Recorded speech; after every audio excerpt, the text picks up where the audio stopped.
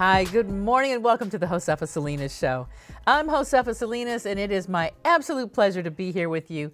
A lot of people have been emailing me and texting me and hitting me on Instagram and Facebook asking me, why did you decide to do a television show? I tell you what, Southern California deserves local information. What's going on in SoCal? So I said, you know what? I'm going to get out here. We're going to talk to entertainers, people on the streets, people doing community work, authors, all kinds of people right here on our show. And with us today, I am so excited to bring on Dawn Osborne, a dear friend and the daughter of international superstar Josefa Osborne, who is also a friend of mine. I remember when I first started working in radio, I was at KSOL, at my first radio job, not with college. And your dad came in and he came to, I think it was his first solo album outside of LTD.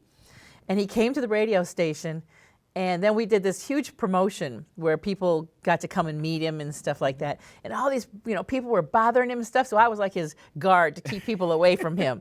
I was like, nope, he can't talk. He'll sign autographs in a minute. And we just became fast friends at that point. And I also, JR was the guy that was always, JR, that was with him all the time. We became very good friends. And just through the years, we've always stayed in touch. And then when I met you, I was like, oh my gosh, his daughter that he used to always talk about. It was you. And it's such a pleasure to have you in my life now. It is a pleasure. It is, it's just full circle. Yes, meant to be. Absolutely. Meant to be. So let's talk a little bit about what it's like to grow up with a parent that's a superstar. I mean, when did you first know Dad's a superstar? Well, we came here so he could be a superstar. We were in Providence, Rhode Island, and we came to California so he could be a superstar. And it didn't happen overnight. There were some very slow times. And then I think it was about, maybe I was around 10 when LTD really started and Love Ballad was on the radio and everyone really, the hits started coming off of the LTD albums. And so I think maybe I was 10 when we got a limo sent to pick us up to go to the Forum for a concert with LTD and the Commodores. And so it was like, wow, a limousine, and then it just kind of grew from there. And then when he released his solo album, and it was the Soul Train trips and all of those fun things that you get to do, it was like, wow, Dad's really a star. Now, when you were at school, or when you were going down the street, did your friends treat you any differently when they found out that, your dad's a star? I had a rule. Don't tell anyone who my dad is.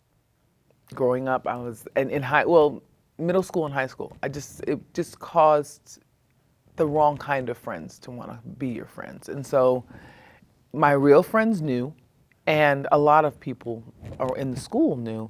But if you were my real friend and we were out and you were like, oh, and this is Josefa Osborne's daughter, you weren't my real friend anymore. Because I was so set on having my own identity. Because one of the hardest things we have as celebrity kids is our own identity. Like, we get lost in our parents' identity. Talk a little bit about that. Because I don't think enough people understand that what you just said, that growing up with a parent that's in the spotlight, you get lost in that parent's spotlight, in their light. You absolutely can get lost in their light.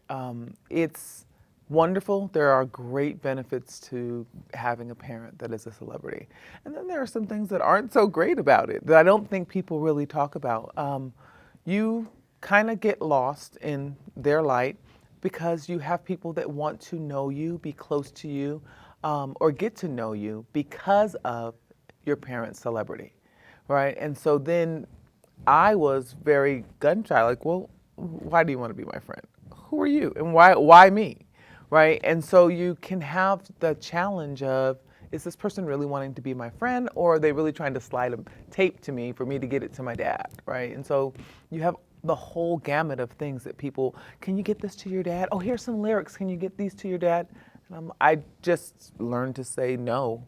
At an early age, but it made me very standoffish. And some, people, you get all kinds of things. I was tall. I've been tall since, elementary. So I was tall, I was thin, I used to model, and you would get the girls that don't like you because, oh, you just think you're cute because your father's Jeffrey Osborne. I'm like, I was walking down the hall going to fourth period. I don't know how you got that out of that, but okay.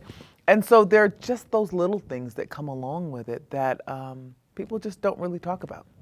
You know, we look to create our own identity, to be recognized as just Dawn. Can I just be Dawn today? You know, and so that's one of the challenges of how are you able to just be who you are? Now, what about the amount of time that Dad must have had to spend on the road? I mean, obviously you guys couldn't go with him because you're in school. You guys were younger. We were in school, and he didn't have the budget that he did with my younger brother and sister because they did a lot of traveling with him when they were younger, and so he was a tremendous amount of time on the road, especially when he was with LTD because it was becoming Jeffrey Osborne, right? And so that road, there was tons of travel, a lot of some international travel. It was always exciting when he came home, though. It was always great. Daddy's home. He's coming home. That part overshadowed the absence. My mom was tremendous. I have a wonderful mom, and so we missed him when he was gone. But my mom we were always okay. And then when he came home, it was tons of fun, and I would want to sit there and listen to him play music or just be around him and that type. And you know, however we could, like, let's just spend as much time as we can. So did Dad ever sing you goodnight? I don't remember him singing me goodnight. I don't remember him ever singing me goodnight. And I guess it's like,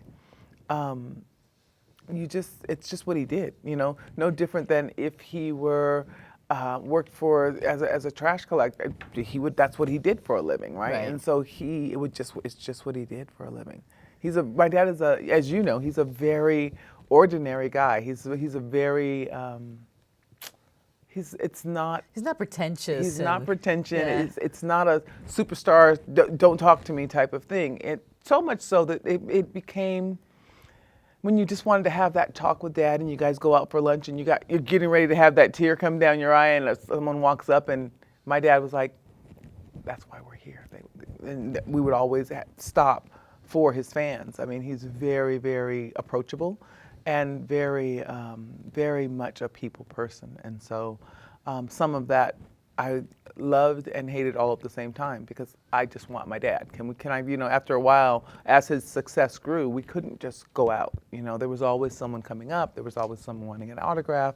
And as much as it was fantastic, as much as it was, can I just have my dad for a couple of hours? We're not stuck in the house. Can we just do something normal like normal people do? And that gets a little difficult sometimes.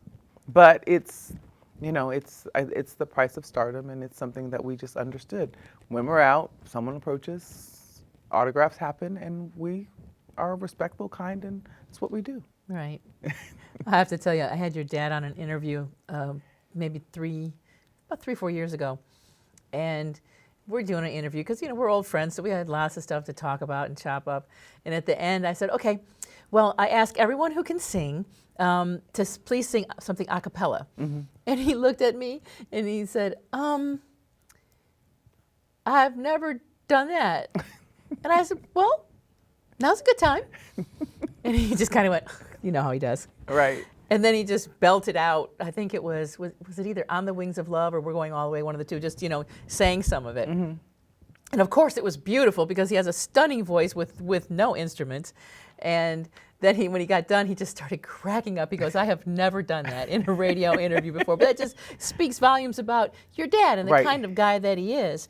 And a lot of that has rubbed off on you because that's just the kind of person that I have known you to be, so gracious and so giving. So it's going to be fun to talk about where you went after that, like after you grew up and went out into the world, who you've become and who you hope to be.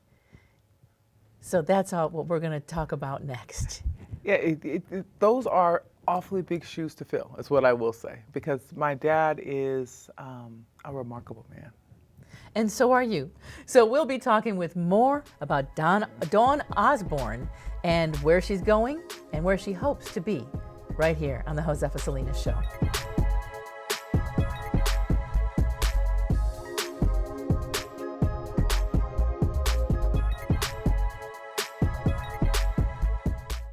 Operation Wonder Park is a go! There's nothing more powerful than imagination. But don't just imagine. Use STEM to change the world. Who's with me? Oh, it's gonna hurt tomorrow. If she can STEM, so can you. Find out more at She Can STEM.